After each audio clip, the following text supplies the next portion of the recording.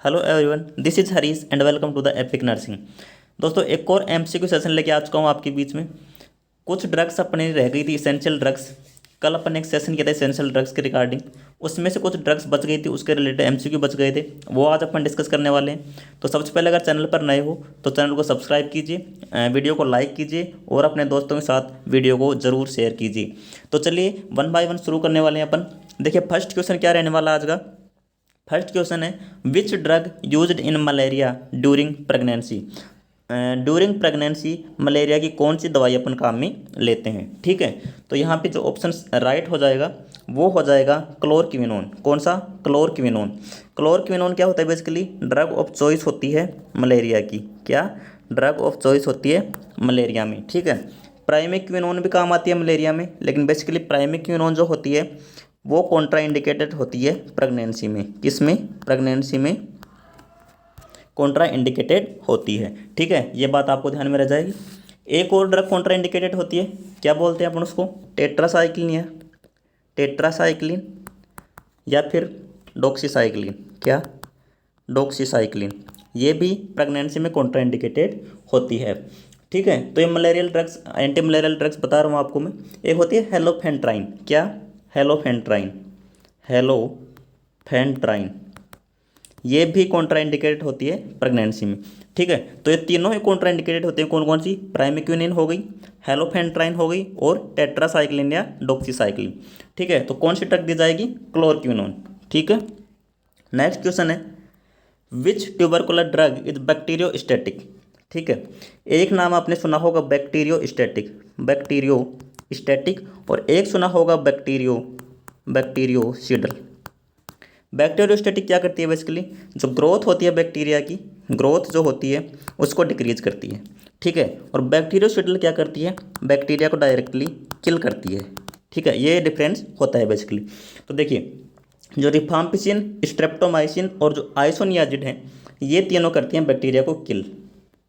ठीक है, और जो इथाम्ब्यूटोल जो होती है वो बैक्टीरियोस्टैटिक होती है। बैक्टीरियोस्टैटिक होती है तो ये बैक्टीरिया की ग्रोथ को डिक्रीज करती है। ठीक है, ये बात आप ध्यान में रखिएगा। ये चारों जो ड्रग्स हैं वो ट्यूबरकुलर ड्रग हैं, और इनको जो एनटीसीपी के अंतर्गत डॉट्स प्रोग्राम चलाया गया था उसमें इनको शामिल किया गया है। ठीक है, स्ट्रेप्टोमाइसिन क्या करवा सकती है? डीपनेस, ये आपको पता होगा। एट्थ क्रेनियल नर्व को, एट्थ जो क्रेनियल नर्व होती है उसको डैमेज करती है। कई बार क्वेश्चन ये पूछा जा चुका है, तो ये सभी बातें आप ध्यान में रखिएगा। नेक्स्ट क्वेश्चन देखिए आप, which vitamin is administered along tablet isoniazid. देखिए, टीबी के जो आइसोनियाजिड ड्रग है उसके साथ में अपन विटामिन कौन सा देते हैं? तो देखिए, विटामिन B6 देते हैं अपन। कौन सा देते हैं? Vitamin B6। अब आप पूछोगे क्यों देते हैं विटामिन B6 साथ में? तो ये इसलिए देते हैं क्योंकि माल न्यूट्रिशन से बचाता है एक तो। ठीक है, किससे बचाता है? माल न्यूट्रिशन। ठीक है, जैसे खाना वगैरह ढंग से नहीं खा रहा है पेशेंट, तो उसमें अगर विटामिन B6 देंगे अपन तो माल न्यूट्रिशन से बच जाएगा। ठीक है, एक तो माल न्यूट्रिशन से बचाएगा और एक बचाएगा अपन को पेरिफेरल न्यूरोपैथी से। किससे? Peripheral neuropathy. ठीक है, पेरिफेरल न्यूरोपैथी से भी ये बचाएगा। ठीक है, अब देखिए आप, अगर पेशेंट में ये सिम्टम हैं, जैसे पेरिफेरल न्यूरोपैथी पहले से है, तो उसमें B6 अपने को देना होगा। और क्या कंडीशंस में दे सकते हैं अपन? और देखिए, जैसे डायबिटीज़ है, HIV इन्फेक्शन है। क्या है? डायबिटीज़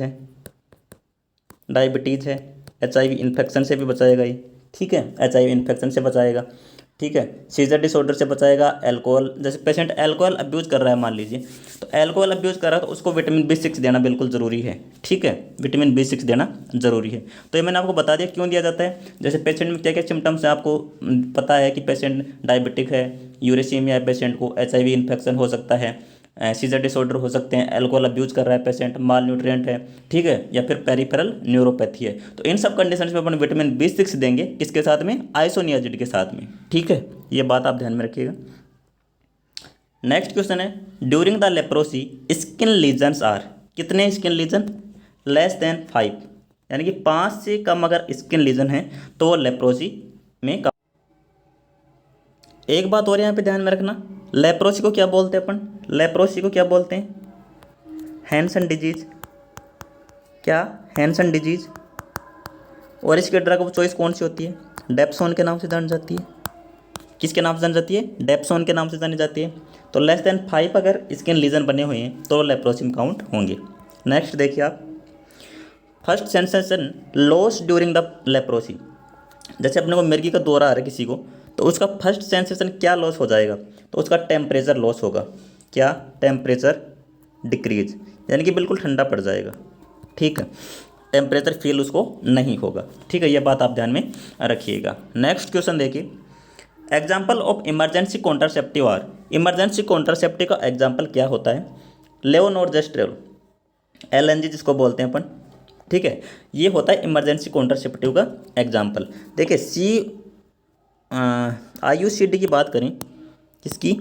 IUCD अगर ऑप्शन में है, ठीक है, IUCD अगर आप ऑप्शन में दिया है तो बेस्ट आंसर होगा IUCD। ठीक है, और अगर लेवोनॉर्जेस्ट्रोल दिया गया है तो फिर लेवोनॉर्जेस्ट्रोल इसका आंसर होगा। नेक्स्ट देखिए, during CPR chest compression given in. Chest compression कहाँ पे देना अपने को? Lower half of sternum. क्या? लोअर हाफ जो है स्टर्नम का, ठीक है, ये आपको पता चल गया होगा। Lower half, lower half of sternum. ठीक है, ये बात आप ध्यान में रखिएगा। ठीक है, which species is present in India. देखिए यहाँ पे ये मलेरिया की स्पेसीज दी गई हैं। ठीक है, कौन कौन सी प्रेजेंट है इंडिया में? एक तो वाइवैक्स, प्लाज्मोडियम वाइवैक्स प्रेजेंट है, और प्लाज्मोडियम फैल्सिपेरम प्रेजेंट है। तो both B and C। Vivax तो क्या है? मोस्ट कॉमन है इंडिया में। फाल्सिपेरम क्या है? मोस्ट डेंजरियस है फाल्सिपेरम। ठीक है, और वाइवैक्स मोस्ट कॉमन प्रेजेंट है। ठीक है, ये बातें आप ध्यान में रखिएगा। नेक्स्ट क्वेश्चन है, which drug is used in leprosy. Leprosy में कौन सी ड्रग काम में ली जाएगी? क्लोफाजामिन। कौन सी? क्लोफाजिमिन काम में ली जाती है। और ड्रग ऑफ चॉइस क्या होती है? डेप्सोन। ये भी आप याद में रखिएगा। फुल फॉर्म ऑफ NRTI की फुल फॉर्म पूछिए यहाँ पे, क्या होती है? Nucleotide reverse transcriptase inhibitor. क्या? Nucleotide reverse transcriptase inhibitor. ठीक है, ये बात आप ध्यान में रखिएगा। एक पूछा WHO स्टेजिंग ऑफ HIV। क्या? WHO स्टेजिंग ऑफ HIV, ये बहुत बड़ा टॉपिक है, इसको अपन अलग से पढ़ेंगे एक टॉपिक के रूप में। तो एसिम्प्टोमेटिक स्टेज पूछा इसमें कि एसिम्प्टोमेटिक स्टेज जो होती है वो कौन सी ग्रेड में शामिल की जाती है? तो देखिए फर्स्ट ग्रेड में, यानी कि स्टेज 1 में शामिल की जाती है एसिम्प्टोमेटिक स्टेज, यानी कि जिसमें सिम्टम्स ही आकर नहीं होते हैं, वो स्टेज HIV की स्टेज 1 होती है। ठीक है, ये बेसिकली चारों ही WHO ने HIV की स्टेज बताई हैं। फर्स्ट स्टेज में क्या है? एक तो मैंने बता दिया आपको, एसिम्प्टोमेटिक हो गया। ठीक है, इसके अलावा PGL क्या होता है? ये देखिए आप, PGL क्या होता है? PGL होता है persistent generalised lymphadenopathy. Persistent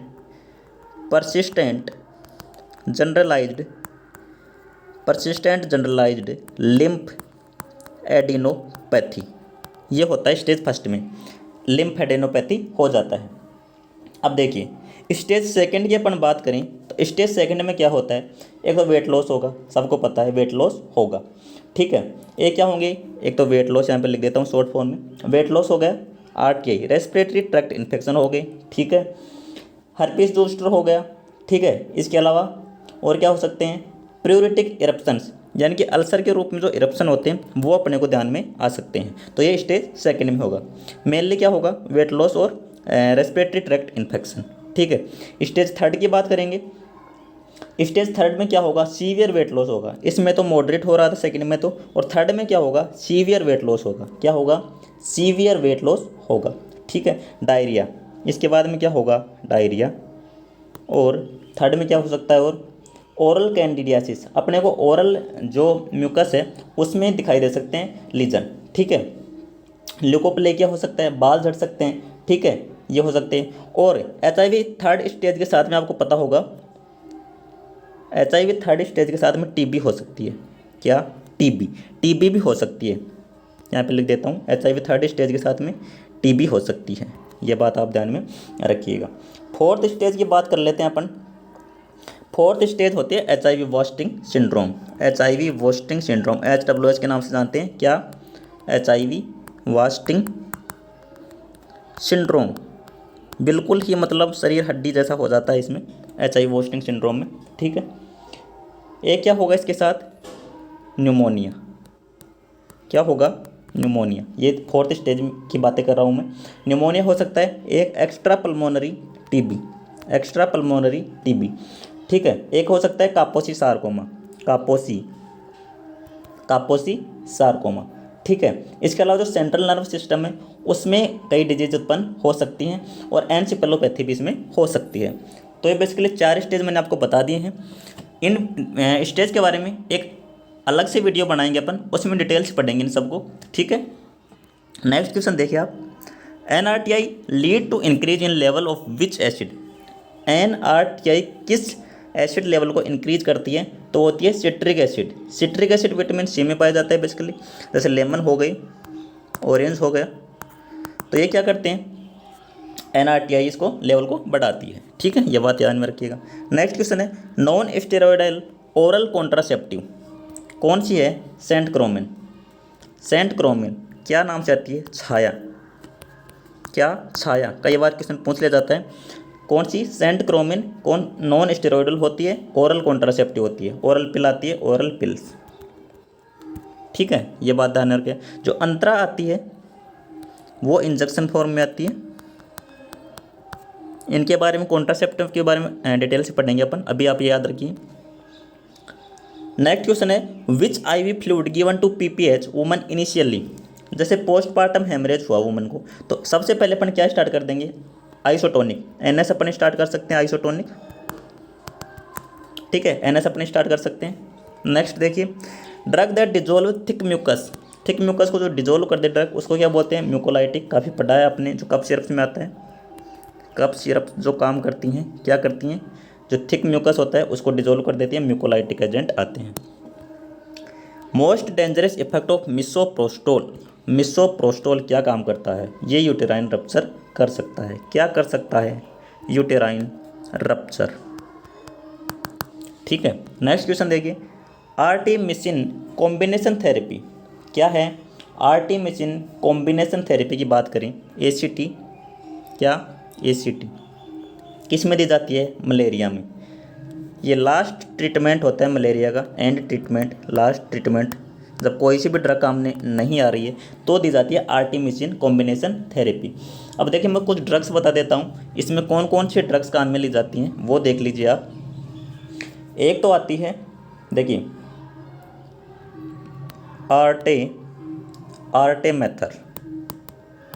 आर्टेमेथर plus क्या आती है? लूमेफेंट्राइन। ठीक है, लूमेफेंट्राइन। इसके बाद में आर्टिसुनेट। ठीक है, और क्या आती है? एमोडियाक्विन। ठीक है, तो ये देखिए, ये कॉम्बिनेशन है, एक तो ये कॉम्बिनेशन है, एक ये कॉम्बिनेशन है। ठीक है, एक कॉम्बिनेशन आता है आर्टिसुनेट और मेफ्लोक्विन। आर्टिसुनेट सब में होगा, आर्टिसुनेट प्लस मेफ्लोक्विन, ये भी हो सकता है। इसके अलावा बात करें तो आर्टिसुनेट प्लस